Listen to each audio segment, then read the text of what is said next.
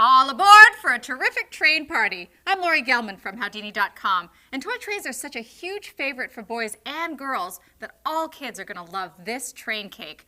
Moms, you can engineer this yourself with a little direction from our conductor, Liv Hansen, for Betty Crocker Kitchens.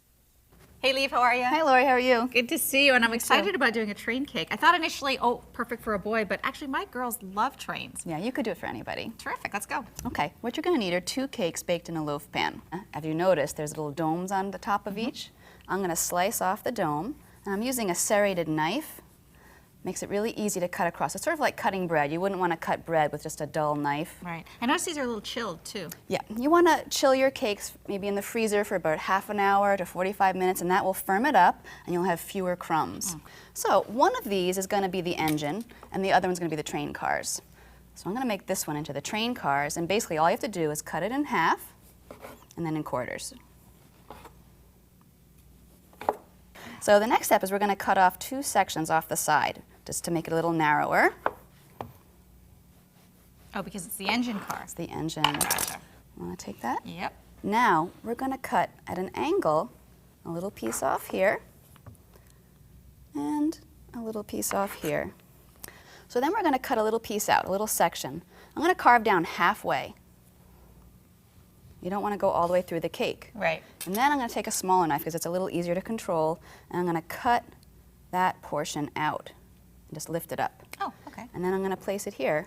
And Gives it a little height. Exactly. And now we're going to start assembling and crumbing our cake. I have some colored frostings over here. We have blue and green and yellow.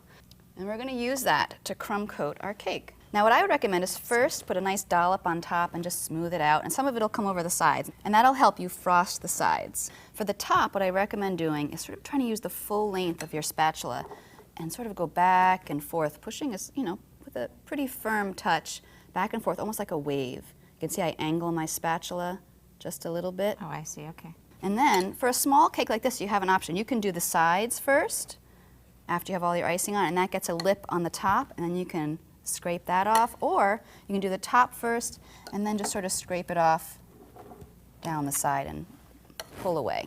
Now the hardest part is the corners. So what I recommend is going all the way up and even over the corner a little bit. So again, you get that lip on that corner, and then you can scrape it off. Oh, I see, okay. So what we're going to do is after you have everything crumb coated, we'd put it in the fridge. I just want to show you one thing about this. You can actually use the chocolate frosting as a glue. Because if you're going to start icing this, this piece is going to move around. Right. So you just want to adhere it. Just use a little bit of dollop of that. Great. Oh, okay. And then you would crumb coat this as well? And then you would crumb coat it all. But I have one ready to go. Thank goodness. Okay, so let's move this out of the way. Thanks.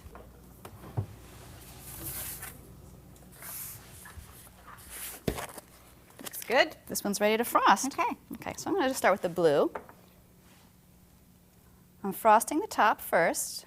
Then I'm going to do the sides. Another trick when you're doing rectangular or square cakes is to put a little extra frosting on the corners, because sometimes they tend to sag over a little bit. So again, I'm just getting it covered. It looks a little messy, but we're going to clean it up after it's completely covered. So now that we have it frosted, I think we'll assemble it on the tray before we put the candies on. And I'm actually going to pipe a train track on first. Oh, cool. And I'm just using a pastry cone filled with the chocolate frosting that we were using before. And you can get a pastry cone where? Well, this one I made. You can make them out of parchment paper or cellophane. You can also buy disposable pastry bags, or you can buy decorating tubes that already have icing in them. Oh, great. What I'm doing is I'm holding in place and squeezing till I have a little dot, then pulling across and ending on another dot, and sort of tail off by swishing your pastry cone quickly. Sometimes if you get breaks, that means that you're not squeezing hard enough and you're moving too fast. Oh, okay. So now it's time to put the trains on the tracks. So what I have is a larger offset spatula. You can use a pancake spatula, any kind of spatula you can find that's pretty flat, and push it underneath the cake, and then gently lift up and get your hand under there to guide it. Oof. And then we're going to place it right down on the track and slide it out. Now it's time to decorate it with candy. So we have these little gummy rings. So what we can do is we can put 2 on each like that. Okay, on both Go sides? around. Okay, I can do that. And the tops are going to get a little bit of licorice. Okay. So now it needs its cargo. Okay? Right. So let me turn that around again. And maybe we can put some little chocolate candies in this one or jelly beans. And I'm actually going to put a little coal in this steam engine. Oh, that looks More? great. Okay. That looks perfect. Let me do some jelly beans too. Okay. And we also have these little gummy rings you can maybe put in another one. Keep it nice and colorful. I'm also just going to put some cookies in here. And then we're going to decorate the front of the steam engine. So now it's time to do the smokestack. And you can use little peanut butter cups or whatever candies you like. Just place them right there. And maybe some lights. So I'm going to put the front grill on, and I'm going to use licorice again. That is one cool looking train. Thanks for helping. Oh, thank you so much. This is so great. And you know what? With the train theme, it's easy to keep your party on track. You can give the kids their own engineer's cap and whistle, create train ticket invitations, and make your home into a train station with a ticket window and track numbers over the door. I'm Lori Gelman for HowDini.com.